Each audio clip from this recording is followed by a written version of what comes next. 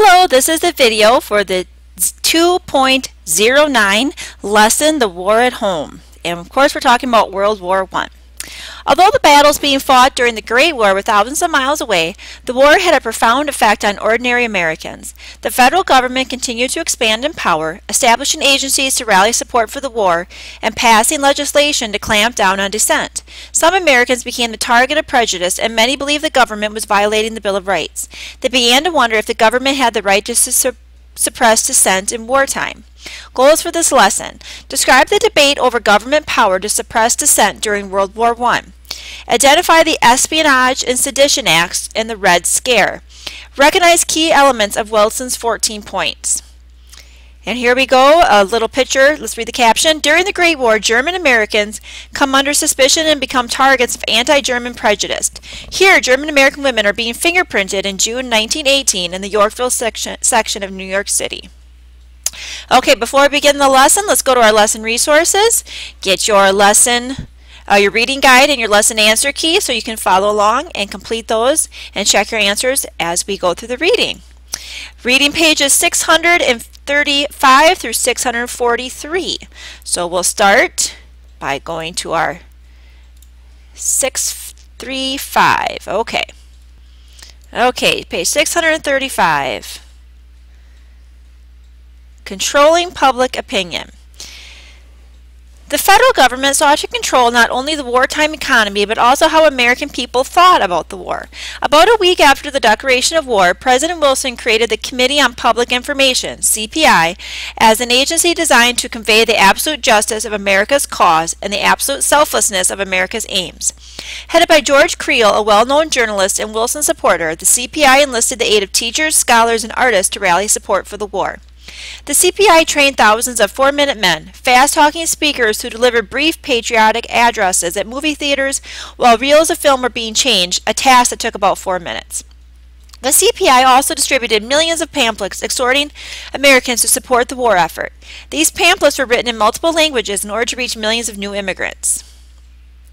The government went to great lengths to make the ethnically diverse American population, a large portion of which was foreign-born, feel allegiance first and foremost to the United States. At the Committee on Public Information, Creel first urged his employees to avoid falsehood, exaggeration, and coercion. But as the war went on, CPI messages took on the form of pure propaganda. Posters showed German soldiers murdering defenseless women or spearing babies with bayonets. The CPI's film division promoted movies with titles like The Kaiser, The Beast of Berlin. Worst of all, the CPI began to promote a culture of informants. One CPI magazine ad urged readers to report to the government the man who cries for peace or belittles our effort to win the war. German Americans became particular targets of suspicion. In various parts of the country, playing German music or speaking German was prohibited. A tragic example of anti-German prejudice came in April 1918 when a young German American was bound with an American flag and lynched near St. Louis. His killers were acquitted by a jury after the defense attorney argued that they had engaged in patriotic murder. And here's an example of a poster depicting a German soldier, here referred to as the Hun, remember that was a nickname for the Germans, as a cruel and brutal creature. And see there, the Hun here is trying to attack the woman and her child, and there's the soldier coming to defend them. And it's encouraging people to buy U.S. government bonds called Liberty Loans. That was to help finance the war. The Espionage and Sedition Acts. Let's read about Liberty Bonds first. To help finance the war effort, the federal government increased income taxes and taxes on businesses. It also turned to American people by selling Liberty Bonds. At public rallies, movie stars and other celebrities encouraged people to buy bonds.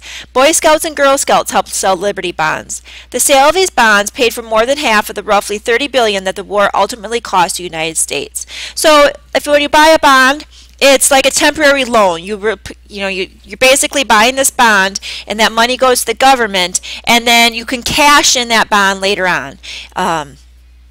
Like a savings bond. If you've ever gotten a savings bond, you keep it for a number of years, and then after those years are up, you have interest on there, so you get that money back. But at the time, it's going for a cause, like in this case, for the war effort. And if any of you have ever seen the movie Captain America, I like this reference. Captain America, when he's dressing up and he's going around with the doing his song and dance, and before he actually goes into the war, that's what he was doing. He was selling Liberty bonds, just like it talks about here. They had movie stars and other celebrities helping encourage people to buy those Liberty bonds to support the country. Okay, let's read about the Espionage and Sedition Acts. Of course, Captain America, that was World War II, and we're talking about World War I, but it's the same thing, just a different time period.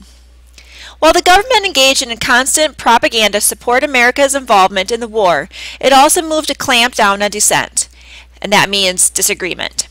Dissent means disagreement.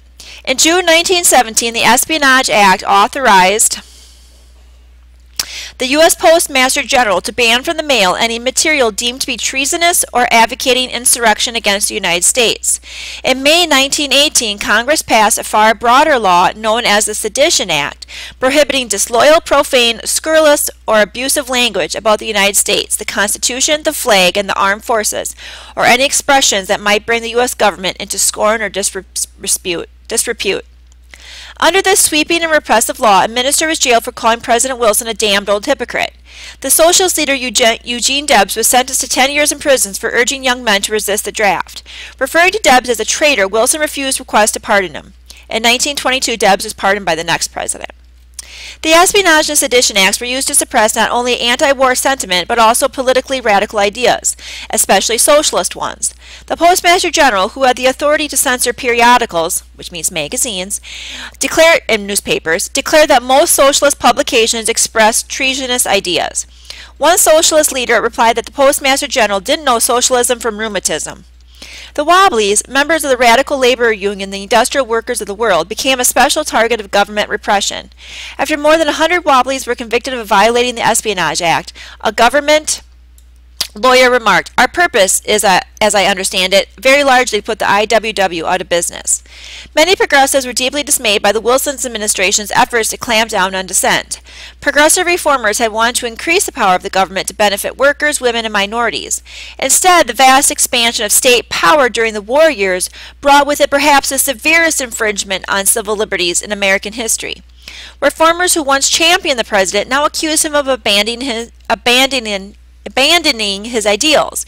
In the increasingly wary and conservative climate of the years just and after the World War I, the progressive movement suffered a rapid decline. Let's read this here, too, the language of patriotism. The wartime hysteria against all things German extended to the realm of language. An Iowa politician declared, 90% of all the people who teach German language are traitors. Responding to such sentiments, school districts across the country banned the teaching of German. In everyday speech and print, common English terms with German roots were temporarily replaced by new terms. Frankfurter became hot dog, hamburger turned into Liberty sandwich, sauerkraut yielded to Liberty cabbage, and Dachshunds became Liberty pups. And I remember hearing this story too in a city nearby where I live. There was a Berlin street, common name for a street, Berlin. People that from Germany, they named streets and such after common cities in their home country. Well, during World War I, they changed Berlin Street to Liberty Street.